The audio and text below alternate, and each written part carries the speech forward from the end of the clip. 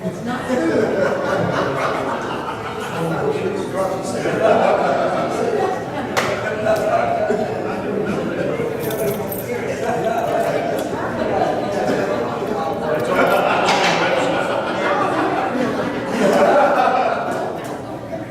Well, we got you one.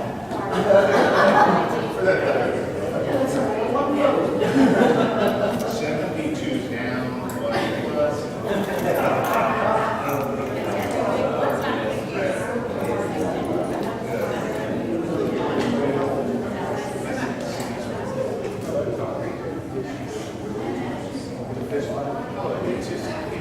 Here's the bottom. I can just click on that when I'm ready. just don't never understand. It's easy, you can't have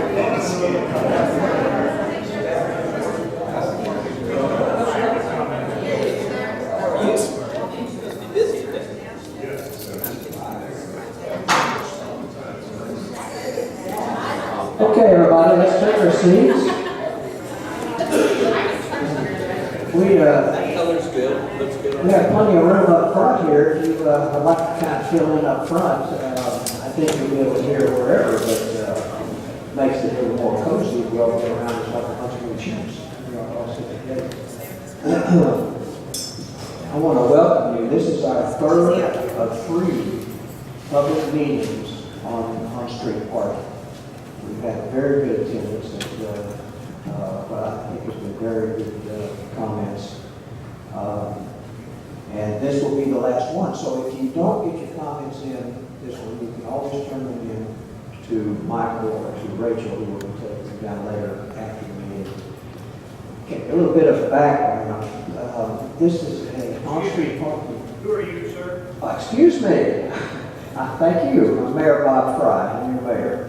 And I appreciate you bringing that up, because I don't want to forget to mention our other city council people that are here. Our Mayor Pro Tem, Susan Sample, is here. Ed Heathcott, Councilman. Dick Haley, Councilman. And Joan Johnson, Councilwoman. And before I forget it, this is a little bit of an experiment, these town hall meetings. And they've gone quite well. We'll use the format as it's needed in the future. I got to give credit to Joe Johnson for suggesting a town hall meeting. This issue on-street parking came up over and over again when this particular council was working blocks during the campaign, more than any other issue. So we put it on our list of priorities, and we tried to figure out a way to address it, because it's quite controversial. You got people on both sides of the issue, all sides of the issue, not both sides. So Joe's suggestion was these town hall meetings, and I think they've been quite successful. Give you a little bit of idea of the format. We're going to have a brief orientation by Michael Ross, our city manager. And each of you will be allowed to come up and speak, for those of you that want to. And I would appreciate it if you would limit your comments to 3 minutes, so we can get everybody in that wants to comment. And he will be keeping time to tell us when we're going over. State your name and address when you come to the microphone. And this is a directional mic. Have it horizontal, speak directly into it. It cancels out the ambient noise, so if you speak to the side of it, nobody will be able to hear you. So have it horizontal and speak directly into it when you speak, and speak as close to it as you can. We are taping this on video recorder so that you can go on the website. One Monday night is on there this morning, so you can, if you want to, go on and see some of the comments that were made in the other sessions. We're not here to debate, we're here to listen. So keep your comments in that frame. I would appreciate it. We've had some excellent crowds the past few nights, the other 2 sessions, very courteous of their neighbors, and I would appreciate the same from Ms. Logan.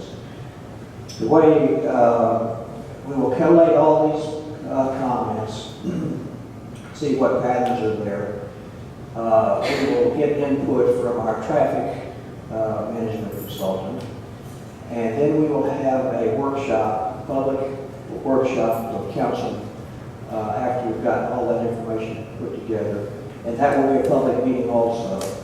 We will do hopefully as good a job of getting that out to you as we have these town hall meetings. I think these meetings have been successful. One, because this is an issue that obviously a lot of people are interested in. Two, I think we did a very good job of getting the word out that we were doing. So we've been very successful. We will get some good information out of it.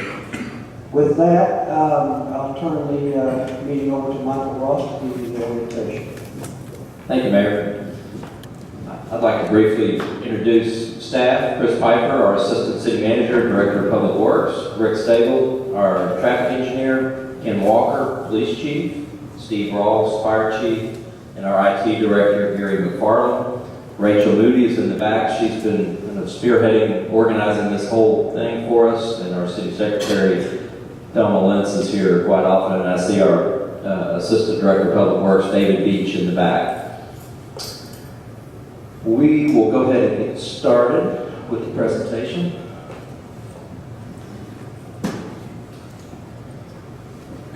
I always forget that.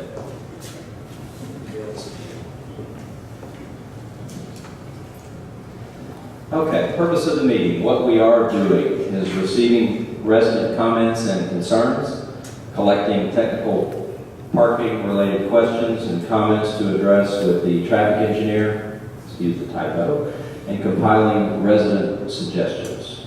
What we are not doing is recommending solutions at this time, nor are we engaging in debate. As the mayor said, first thing was welcoming comments by Mayor Fry. I will give this presentation. We will have the public comments, and then there are also comment cards for any of you that would like to fill those out. And we have the email address you'll see at the end as well. And again, the meeting is recorded so that all of the comments are captured for review, and we are YouTubing these on our website. So if any of you want to watch any of the town hall meetings, they are there, as well as all the other information. We have all the comments that we receive by email on our website as well. This is our citywide street width map. And the one thing you'll notice is that in a 2 square mile city, we have 17 different street widths, which is very unique in a city. Your typical residential street is a 27-foot width street. And we have that here kind of in the middle. But we also have 26, 25, 24, 23, all the way down to some 12 and 13s, which are in between the esplanades in front of the school. They're kind of unique. We have hard copies of these, and this is also available on our website for you to take a look at and print. And just let us know if you need one printed. We're happy to furnish that.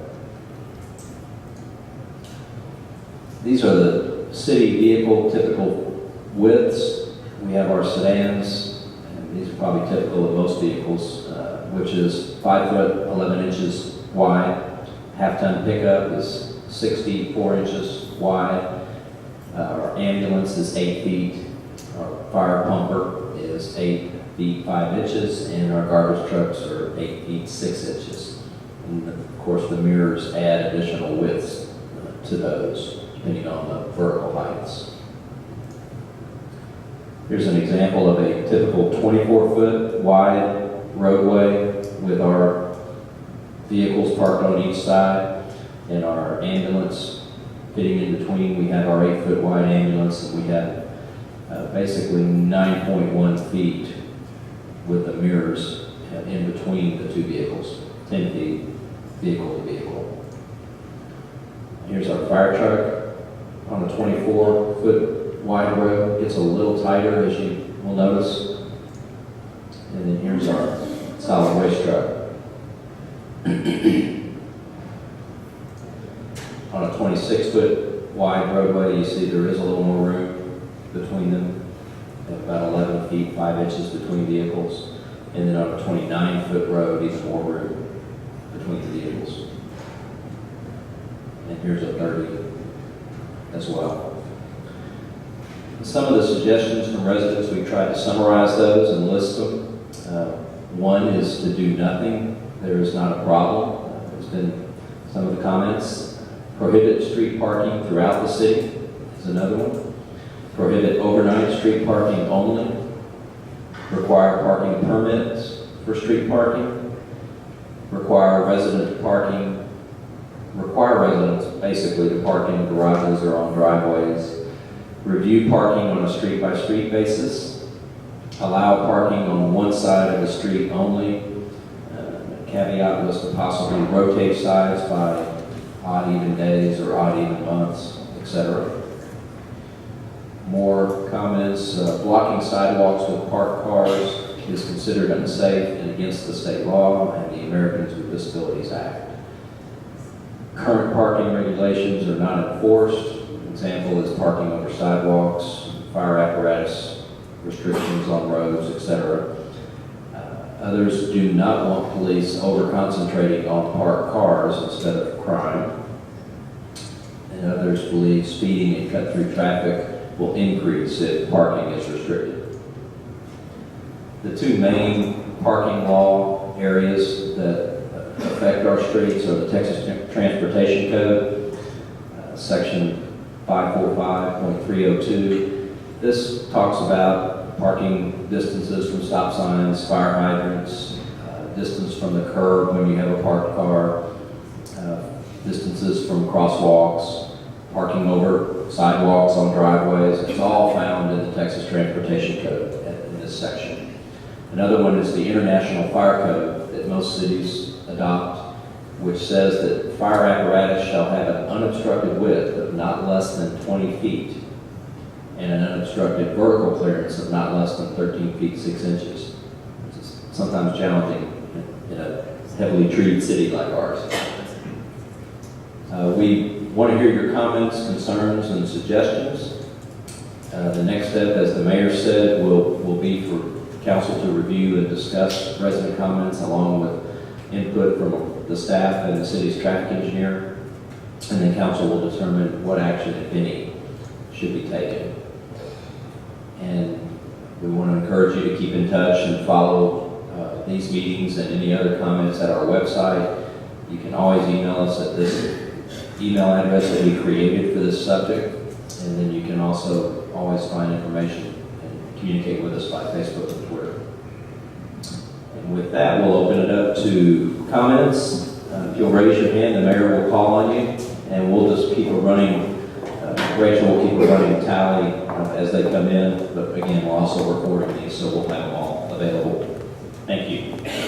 Okay, Rachel will be typing her comments in, and we'll be able to read them up there. I'm going to be taking some notes over here, just in regard to that. You can't see it anyway, that's just for my benefit. So we're ready to go, and I see a hand back here. Would you like to be first? Okay. Come on up, come to the mic, give your name and your address and your comments. And be sure to speak into the mic right there. Be close to it. Well, I'll just present my problem. Right there. Stop taking this stuff. Now, ready? Oh, well, I live on the corner of Bryce and Lake. What's your name? Nancy Moise. Address? At 6102 Lake Street. I live on the corner, as I say, and I was aware of the 15 feet, is it, from the intersection? There are always cars parked closer to the intersection than that. I never can park, nor my guests can park in front of my home. It's always filled with a lot of cars from the apartment buildings up the street and from people going down into the village to shop. I can never park in my own home, nor can my family. And the traffic, I don't know, but one more thing, the traffic that goes down Rice Boulevard is unreal now. It didn't used to be that way. It's heavy traffic, heavy trucks, constantly, and they go very fast. And so I don't know how we can stop all the people parking. I had one car that stayed parked in front of my home. It must have been about 3 or 4 weeks. And like I say, I know a lot of it comes from the apartment buildings up there. Thank you very much. Very much. Next, Ms. Jones. My name is Mike Neal. I live at 3026 Plum Street. I've been a resident of the city for 36 years. My feeling about this severe parking restriction is that it's extremely impractical. I've got 2 cars. I can park 4 cars in my driveway. I never park on the street. But I've got neighbors that have kids that have cars. They live in bungalows, 1-lane driveways, 1-car garages. It's just totally impractical for all of their cars to go in the garage. When people have social events, where are people going to park? During the holiday season, their cars park for 2 or 3 blocks up and down the street for Christmas parties and so forth. It's been extremely hampered a lot of people's social events, lives, social life. Like I say, I've lived here for 36 years. I've never heard of it. I've seen some comments in the instant news about parked cars being hazardous to children. It's maybe a little bit, but I don't think it's any more than just the street is. I've never heard of a child being killed or injured because of cars parked in the street since I've lived here. It may have happened with that. I just think that it will extremely restrict the normal day-to-day lives of the people in the city if you have the severe restrictions. I understand the narrow streets, and the lady from Lake Street, I'm familiar with that street. It's probably one of the narrow streets. Maybe that should be one side of the street parking, but I don't think it should be eliminated from the street. And she said cars parked within 15 feet, I think it's 20 feet of the restriction are supposed to park from, 15 feet from the fire hydrant. And those laws need to be enforced, but to restrict parking like I've heard the council wants to restrict it, I just think it's impractical and would be very detrimental to the city. Thank you very much. And just for clarification, council is not proposing any restrictions at this point. Thank you. All right, who wants to be at the front? Come on up. You're next. I'm Vernon Tiger, and I guess beginning of next month I'll be living at 2932 Roxton. And I guess I've been in Westview since '95. I've lived on 2700 Talbot. I've lived in Southside Place for a couple of years also. Lived on 6600 block of Buffalo Speedway, 6700 block of Vanderbilt, and 3100 block of Gerard. So I've seen a lot of different situations of streets, near parks, et cetera. And I guess, you know, 2 of the main concerns that I've heard is one about fire trucks getting to a house and also an ambulance. And when I was in the Southside Place, I was a member of the volunteer fire department, and I realized that you don't necessarily have to have the pumper right next to the house for a fire. That, I think, isn't that correct? It's possible for the pumper to be pretty far away from the house. It just needs to be connected to the fire hydrant. And so it may be possible to potentially add a couple fire hydrants, maybe midway down the streets or et cetera. And then also the ambulances that we typically have, that you see at the fire departments are pretty wide. It may be possible to get a more narrow more narrow ambulance that could possibly fit through the narrow streets. Just to sum it up, I'm pretty much for not doing anything, but possibly having one-way streets in selected areas where the streets are very tight. Thank you. Okay, you're next, and then I'll let you go next after her. My name is Sheree Lunley, and I live at 2615 Tangley on the corner of Tangley and Lake. And I want to concur with the previous two gentlemen, say I think it's impractical in the city to have severe parking restrictions for numerous reasons you mentioned. I mean, I have grown children, and when we have holidays, or if I want to have a party for someone, then I'm going to have to worry about where all my guests or my children are going to park while they're visiting me. And so I'd like to be able to still, there is a lot of parking, I deal with it daily, but you know what I deal with? I live in an urban environment, so I deal with it. But the second issue that was mentioned in the presentation I'd like to address is they talk about blocking sidewalks from the driveway. And like I said, my driveway faces lake, and when the house was built, and I bought it after it was built, my husband, we park in our garage and in our driveway. But my husband parks in the driveway every night, and his truck blocks the sidewalk. Westview issued the permit to build that house, they knew where the sidewalk was, they knew the length of the driveway. So I would invite Westview, I'm open to them coming and pouring a new sidewalk, like I've seen in some of the newer houses that are being built, where they come and they dip down to the lower part of the driveway so that they can walk around, because now they can walk to the sidewalk, walk down to the driveway and around. Because he doesn't block the whole driveway, just the sidewalk intersects where the back of his truck is. And so I'd hate to see that we were ticketed or forced to park his vehicle on the street because our driveway is too short for a regular suburban light truck, which is typical in Texas. But anyway, so that, but I'm for them, maybe, I think the best idea was having maybe a one-way street on the streets that are extremely narrow. That might be a better idea. Thank you. And I've got to let you be after this. My name's Rebecca Salzer. I live at 5811 Charlotte, which is, I think, one of the narrower streets. It's near Tangley. And the thing that I've observed that happens is people, when they park on both sides of the street, occasionally it's so narrow that I can't actually turn into my own street. And there have been times when I've had to drive around the block in order to get in onto my street in order to park in my driveway. And of course, the thing that comes into my mind is if I were to have a heart attack, there's no way the ambulance would make it with me sitting in the driveway. I'm also trying to find a way to get on my street.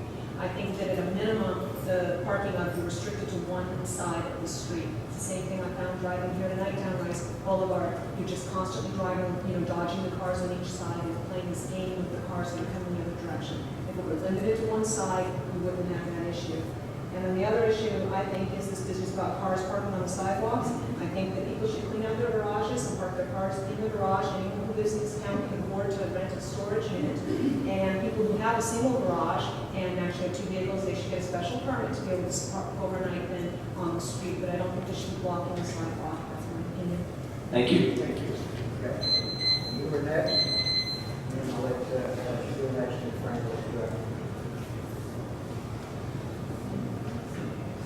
I'm Joyce Stone, live at 6022 Lake Street, which is, my neighbor is Nancy, she's half a block away.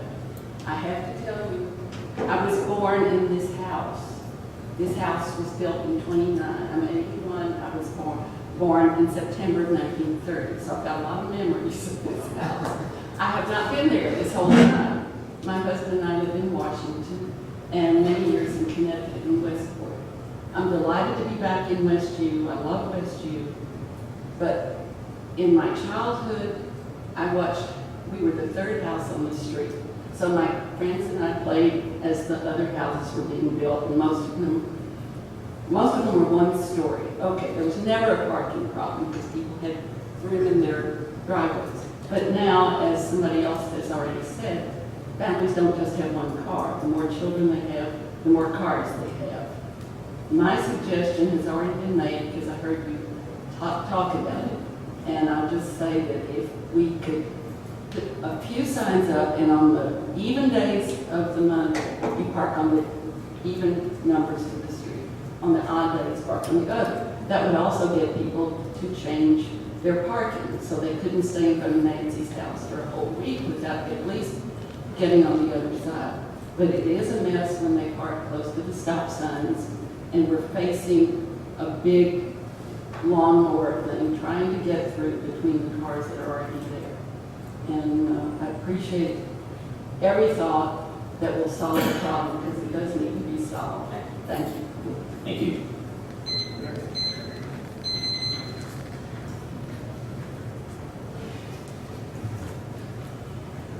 I'm Norman Mahan. I live at 3115 Roxton. seems to me that to some extent, we need to consider the source of the cars. That is, the population of cars. Are they residents' cars? Are they nannies' cars? Is it a party we're having? Is it lawn care people? Because the impact of these different sources of cars might play a role in what we decide to do. I do think that residents in some way ought to be encouraged to park in their driveway and not have one car in the driveway and one car in the street, because for their convenience, but it inconveniences anybody who drives down the street. So I don't know how we could encourage it, good neighbor thing, and of course, that can last for a while and then stop, but I think that's something we ought to encourage the residents to park. If we could get all the residents parked on their driveways, a good part of the problem might go away, especially in the evenings. Thank you. Frank, and you'll be back to that. Gotcha. My name is Frank Griffin, 2807 Plum Street.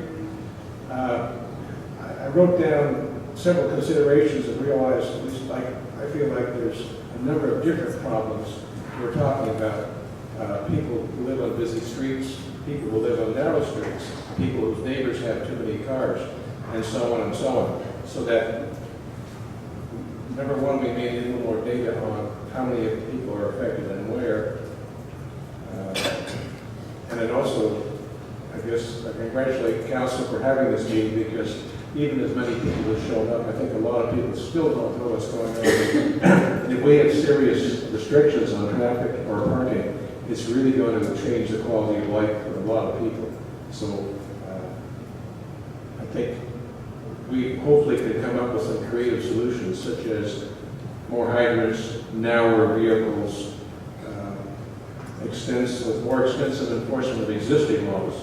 I don't know if there's a law that says you can't drive too fast for conditions.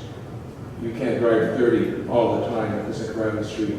And I see cars zooming down with inches to spare on either side, and I just wonder if that couldn't be enforced and solve some of our issues. I'll give this to the council, but there's so many different potential solutions for the different problems.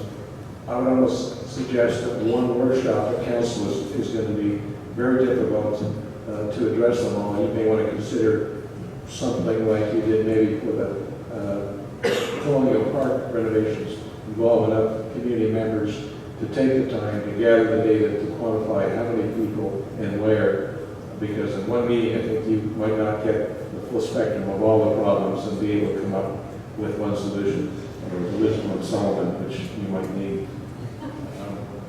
And there's a lot of potential problems in terms of additional staff costs if we have our staff issuing permits, chasing people who are parking in the wrong place, and so on. I won't go on that list, but personally, I think any changes other than slowing down traffic selfishly would be a problem for me, because I have 3 vehicles, I have a narrow driveway, and shuffling 3 around in one driveway would be a real nightmare. So, thank you. Thank you. Then I'll let you go. Thanks. My name is Tommy Downey, 4222 Oberlin, and I think every answer you're going to get has been given already over the last 3 days, but it's one out of perspective, having lived in other parts of the country and some of the same issues that I dealt with in those parts and what may or may not work. When I lived in New York, obviously a lot of small streets, a lot of fast cars, and got to know the local police force and fire force well, and they just had a predetermined game plan for the streets. They realized that some streets they just were not going to pass through, and they routed it differently for every possible destination within the city, or their part of the city.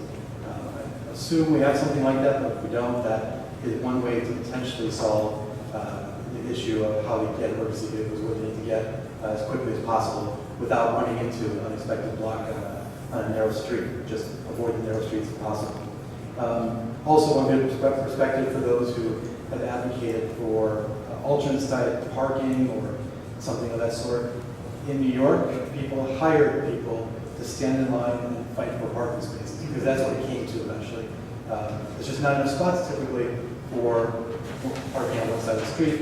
And if you're flip-flopping every day, every month, whatever it might be, and again, we had this in New York, it caused nothing but headaches for residents. And I don't think it really solved problems for the city was trying to solve. They use it for other purposes, but for our purposes, I don't think it solves anything more than helping speed up traffic by opening up lanes. I'm not a professional in traffic management or whatever, but just reading a little bit, trying to understand this issue. I read about this topic of friction, and so as a father of a 6-year-old, I like the idea that cars are having to slow down and having to weave their way through parked cars. I drive my daughter to school many mornings, and I like the fact that cars are stopping for each other so that one can get by while the other one's waiting, because that means they're moving at less than 10 miles an hour at times, and that slows them down, and that's what I want to see. There's lots of kids floating around the neighborhood. That's I think the last point I want to make is, also in these studies, there's this idea of creating barriers between vehicles and pedestrians to improve safety. And now we're not creating barriers, but our barrier is that patch of land between the street and the sidewalk. Anything that we do to increase traffic across our sidewalks, as in increasing the amount of parking, where we are now entering and exiting, perhaps backing over people, it is negative. I would like to see vehicles stay in the street, people stay on the sidewalks, and leave it at that. Thank you. I'll get you next. My name is Andy Carter. I live at 42 True Emory. I've been in West Street for 30 years. I think there needs to be some type of parking restrictions. I have 3 suggestions. One is that we need to, as someone said earlier, maximize our garages. We have everything in garages except cars in some cases. So there are no cars, just put the cars in the garage. Put cars in the garage, and you utilize as much driveway as you can. That'll keep residents from parking their cars on the street. Again, I think some type of alternate parking will help. People use one side of the street. Some streets are so small, you can't have 2 streets. It's all with the city that is trying to emergency business on the street. Double side parking is not going to work. So you find some way to alternate parking on the side. Another thing is residents should park in front of their own homes. That'll stop some of the problems. I have people in my neighborhood who live down the street and they park in front of my house. So residents should be encouraged to park in front of their own homes, create their own bottleneck versus someone else's. So that was my suggestion. Thank you. Thank you very much. You, and then I'll let you go up.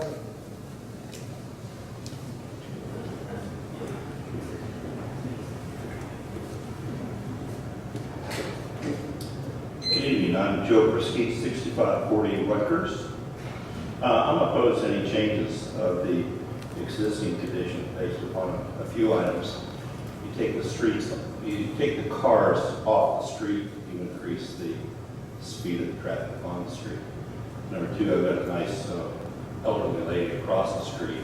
She still drives, but not very often. And she likes to have people park in front of her house to show activity. Which is rather interesting. Also, I have 2 teenage kids across the street and 2 next door, and you're talking 4 cars coming and going. And quite honestly, if my street would have been restricted by one side or both sides, no parking, I wouldn't have bought the house.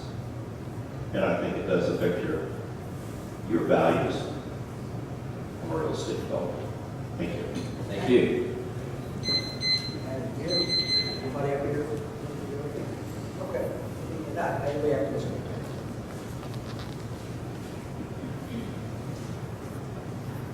I'm Marshall Heffley, and I've lived at West University my entire life, 52 years. I live on Community, 5416 Community. I grew up on Westchester and then went to law for a couple of years and then went to community. But I have young sons, one that's fixing to start driving, and I have one that's 14. And there's 2 cars in my driveway right now. A lot of the old houses on community don't have garages. Back when Wayne Perry was our city guy, there was a lot of times where the garages were so small for the old cars that new cars won't fit in them. So they let you do away with the garage and do an add-on. So I have no garage, and there's a lot that don't. And I think putting the cars off the street, I mean, where would I drive a 4-door dually and already have 2 cars in my driveway, so I have no idea where I would put it. So I'm pretty much against it. But also too, I work for the Houston Fire Department, and I've been at the Station 37 for about 32 years now, and I make a lot of runs in West University. When these guys are out of pocket or on another run, I've driven the fire truck now for about 28 years. So my biggest suggestion is a lot of the streets here are easy to get down, but there's some over towards Kirby that are real narrow. And as long as people don't park directly across from each other, if they're staggered, I've never had a problem getting down the street. So that's just my suggestion. Since that's what I drive, I've yet to have a problem in West University. Thank you. I'll let you do next. Tom Brownstone at 3019 Tangley. I think there are several problems here. There's the emergency vehicle problem, which has impacted us several times.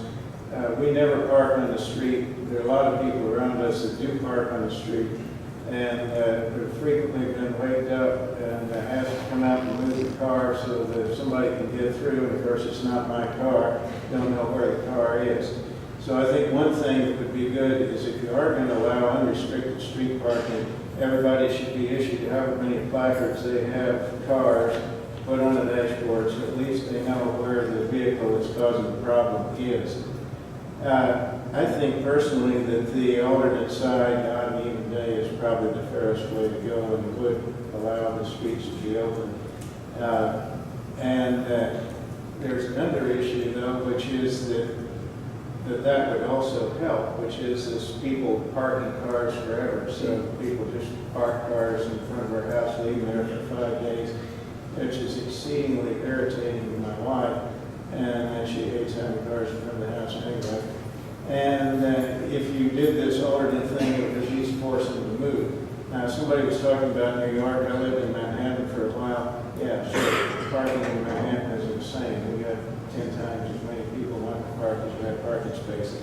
I also lived in Princeton. In Princeton, there was no street parking at night. Between 2 and 6 a.m., nobody could park on the street. That worked fine. Now, there may be some inconvenience if you have lots of cars. I wouldn't really recommend doing that because I think the alternate street problem, as you were saying, if you have more cars, you really need to be able to park something on the street. You have parties, you need to be able to park something on the street, although don't necessarily need to have parties after 2 a.m. But, I think that would be a reasonable compromise. There is a real problem. It needs to be addressed, and you want the least drastic solution to address it. Thank you.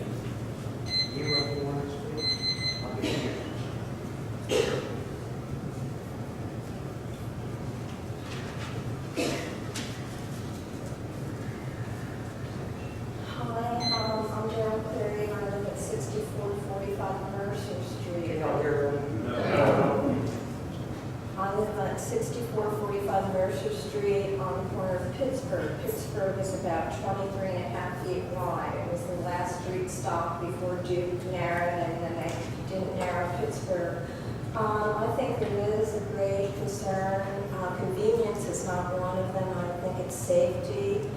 And at Pittsburgh and Buffalo Speedway, if you're traveling west, the cars do not park staggered, and there's been a lot of congestion and safety issues there if you're turning off at Buffalo Speedway, because they park right at the corner and go down, and there are driveways there. Many people's driveway come out in that first block from Buffalo Speedway to Rutgers. And that is a very area that has a lot of safety issues. Staggering sounds like a good idea. Maybe instead of grid parks, we'll have parking lots, and you can shuttle. And I don't know, I do know there is a big problem. I don't know why people think that if there aren't as many cars in the street, people will go faster. I think that you have more vision of our city as a walking city. Lots of animals on leashes and bicycles. But I'm glad that this meeting is getting together because I don't think it's a new problem. I think we've had it for a really long time. And I know Southside does something, if they they still do no parking and after 12 o'clock or something like that. I don't know if they have helped resolve any of their issues, but thank you very much. Thank you.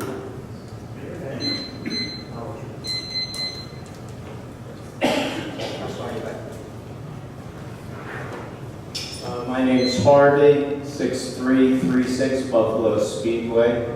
We already have restrictions on our street about parking, but my real concern, my wife and I walk the neighborhood a lot, and one thing we've noticed in West U is that driveways are very short, and a lot of people park in their driveways and block the sidewalks. And if you force more cars into their driveways, you're forcing pedestrians into the streets. And if what some of these people said, that by not having cars on the street, you're increasing speed, and you're forcing pedestrians constantly around these cars. I did live in New York. I know what Tom said about alternate side of the street parking, and I agree with him. We don't have the car density. I think alternate side of the street would be at least acceptable on some of the streets, but forcing people off the sidewalks and into the street doesn't make sense to me at all. And I'm really worried about the safety issues, especially the kids. Now, I don't know if West U has a restriction about cars blocking driveways. I've never seen anybody ticketed for it. Doesn't mean it's not on the laws, but I know I lived in New Jersey, Westchester County, New York. That wasn't tolerated. You know, cars were constantly ticketed for blocking sidewalks. Otherwise, thank you. Thank you. By the way, I am available for sitting with your car on retirement. I'm more than happy to charge you for a parking space.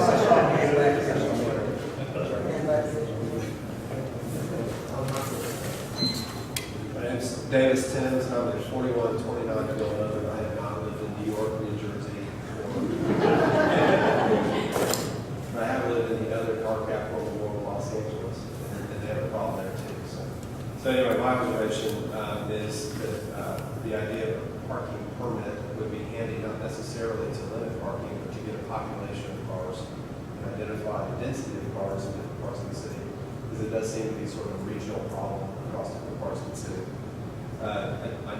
Several people identified overnight city parking limitations. I think that's probably a good idea to get cars to move back and forth. I think in general, there's enough parking on driveways to have people's cars either in their garages or in their driveways.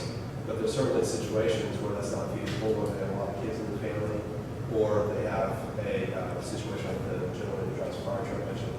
And so it seems to me reasonable that you could have an overnight parking requirement with exemptions, and people can have an overnight permit given extenuating circumstances. Off the parking topic, I'd like to encourage the council to think about a lower speeding limit for big parts of the city. I know that the south side place, they have a 25-mile-an-hour speed limit. And from a safety point of view, I don't think that 30 miles an hour is really reasonable on our residential streets. We have a 30-mile-an-hour speed limit on our larger streets like Buffalo Speedway, University, and Westland. Child safety with my children, I think about a lot. One of the problems with having cars stacked all the way down the street is that you can't see the kids on the sidewalks. You can't see if they're between cars. And I think that creates a problem. I want to highlight an unusual parking situation that I don't see in one place near my house, but it's odd. And it goes to the issue of no parking on the sidewalk. In this situation, the person doesn't have enough room between the sidewalk and his gate. So he parks between, he leaves his car halfway on his apron and halfway in the street. So I assume that's probably legal, but it looks very strange when you're driving down the street and you're constantly wondering if this guy's pulling out and coming in or he's just walking away. And then lastly, I want to encourage the city council that, and maybe the traffic engineer, to the extent that you identify new rules and you put new restrictions in place, that we work really hard not to put signs or paint the curves or do something to turn what is by and large a residential neighborhood into something that looks like York Ridge. We're trying to maintain the look and feel of this nice and small town. Thank you.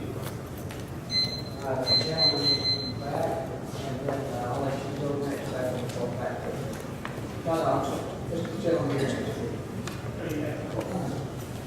Let's let him go next.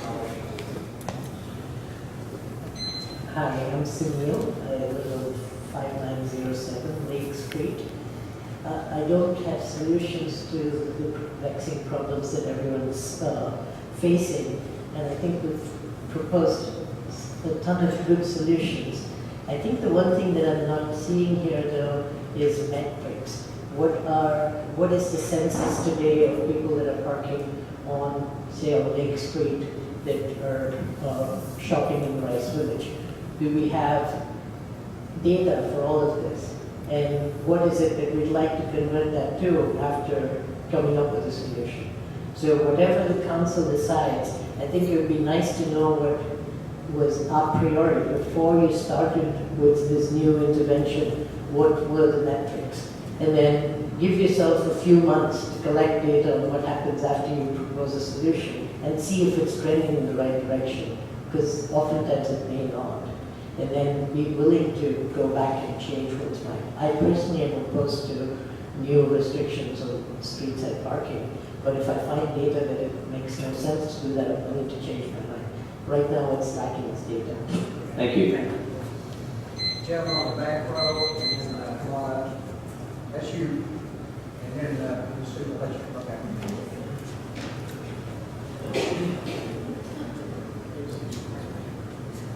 Good evening, everybody. My name is Gary Cleary, and I live at 6445 Mercer.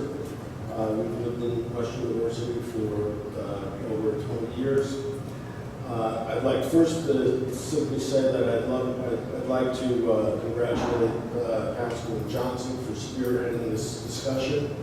It's something that has been a concern for all of us for many, many years. Going back to, in my view, the council irresponsibly narrowed the streets when it made no sense to many of us. My next thought is about restrictions. I don't think I have a real objection to some. I think it's not a single street solution. As you indicated, the streets vary a great deal. But before we get into change, what I would like to see is the enforcement of what is currently on the books. We had 72-hour parking, I believe, where you need to move the car, and there's several that are not moved for days and days and days. We've got parking too close to curbs, we have obstructive vision. Cars that are in driveways, we cannot, we've heard that before from several people, we have to get into the street in order to pass. These are the things that are already on the books. I see no reason to change or create new restrictions if I have no confidence that we can absolutely deal with what we already have on the books. I would like to see that happen before we get into any major changes or restrictions, because I'm not confident that they're going to be followed anyway. Thanks for your time. Thank you.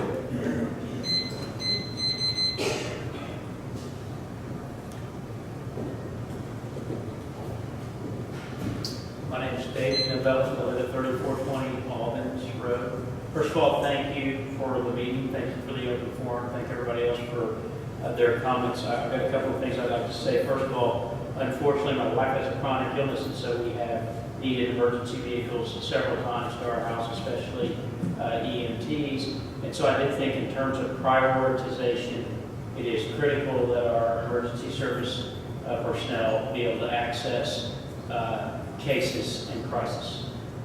Second thing is, I think you said there were 17 street widths in the city, and so one citizen suggested there were regional considerations, and I do think that what is applicable to a very narrow street may not be necessarily applicable to a very wide street.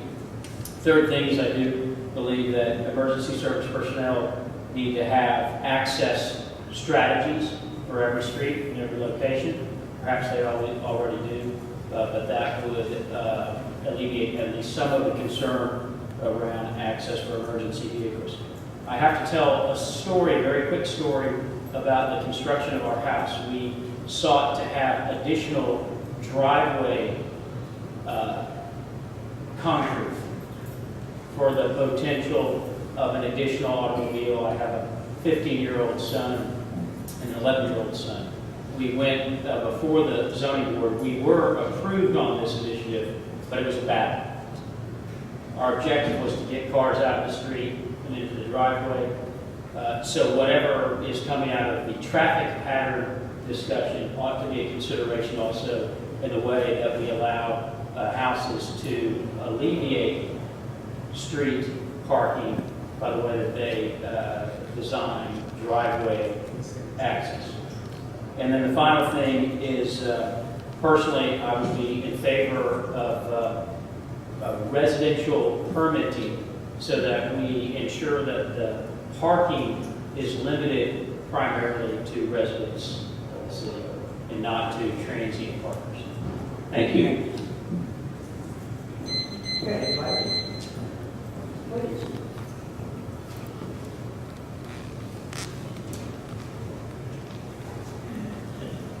My name is Sandy, and I live at 4023 Marlowe, and I support the people that say minimal changes for the vast majority of streets. I don't know the street variation with how many of them are less than the standard. Are we talking 10% of the city, 5% of the city? Less than what? How many of the streets are in a very narrow range, like Lake Street? Of the 17 street widths, or We don't less than have the map yet. Okay, well, maybe there's a 5% rule that needs changed, and the rest of the 95% of the city can stay the way On a it is. case-by-case basis.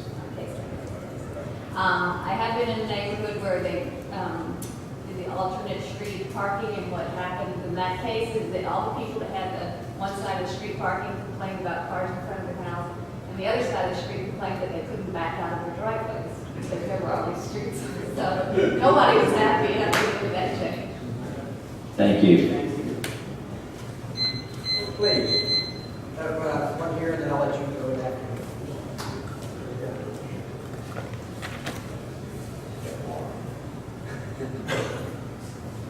I really appreciate parking on both sides of the streets. I'm Mark Hitz from 2627 Talbot, because if we didn't have the parking on both sides of the street, it would be a racetrack from Kirby to Annapolis and then left on Annapolis to Moulton.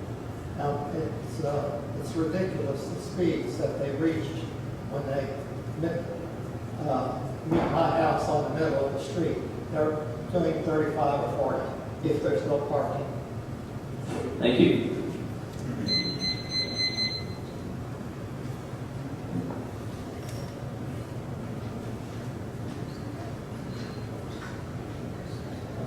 Charles Johnson, 2714 Quaison.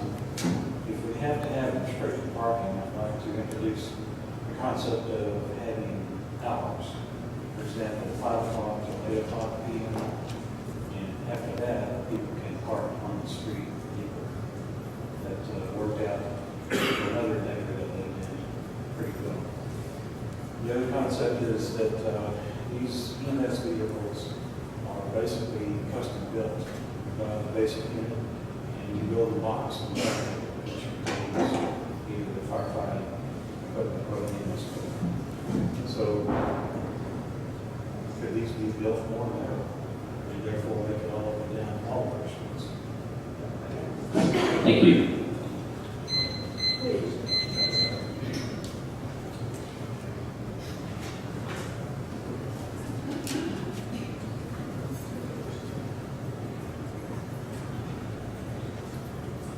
My name is Hugh Schwaneke.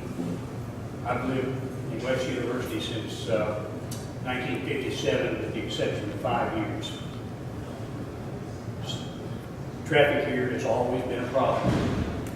Not so much 30 years ago when we built a new house here, but, or 40 years now, I guess, but has considerably increased, even just in the past 10 years, since I was on the traffic task force that did some work regarding a lot of the problems here in Westview in the late 1990s.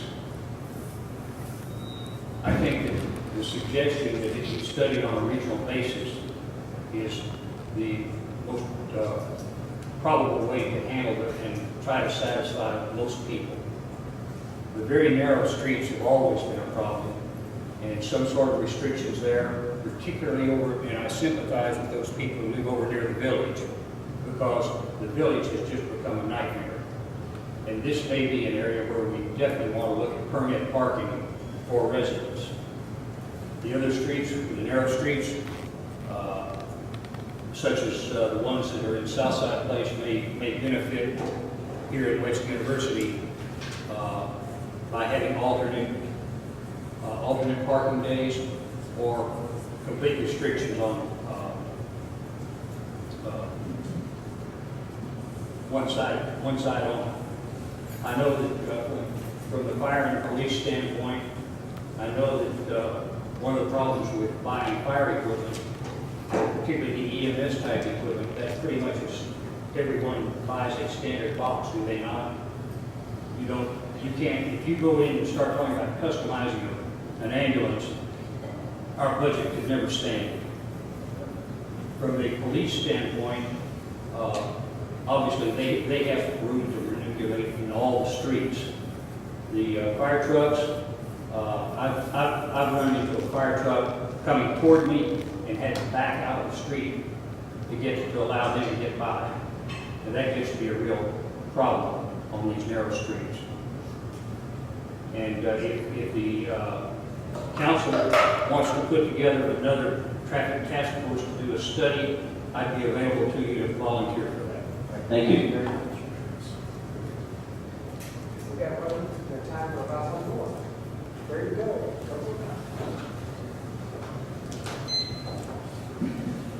Good evening. My name is Philip Waters. I live at 2732 Carolina Way. I've been a resident here for 39 years now. And yes, traffic's a problem. I can remember when they parked in front of my house for the Super Bowl. Been around a while. Now, I do not like additional restrictions or regulations. But there's a need on a street-by-street, site-by-site kind of look-see, because there are unique situations. It is mind-boggling. We have 16 or 17 different street widths.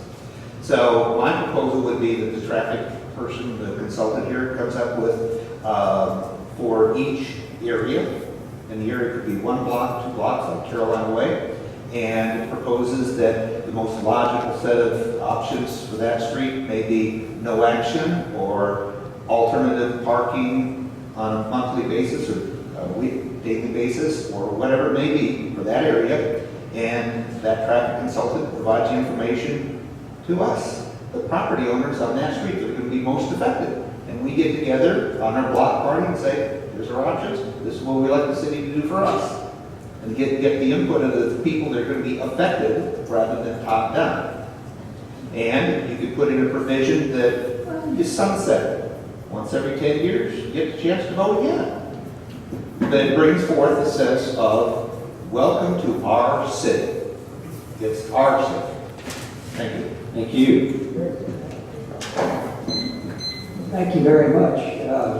We got something different out of every one of these, and we got something better tonight too, so thank you very much. There is the website up on the, there you go. You can send your comments to us at that email address if you weren't able to get them to us tonight, or if you think of something we didn't think of tonight. And we will be going over this. We will have however many public workshops it takes. It takes more than one. We'll do more than one. It takes a Saturday morning. We'll do a Saturday morning. But we will give it the time it deserves. Michael, did you want to add anything before we close? No, sir. Thank everyone for coming. I want to thank Rachel for being our typist tonight, our scribe tonight. And thank you for being very courteous to your fellow citizens who spoke tonight. Thank you for coming.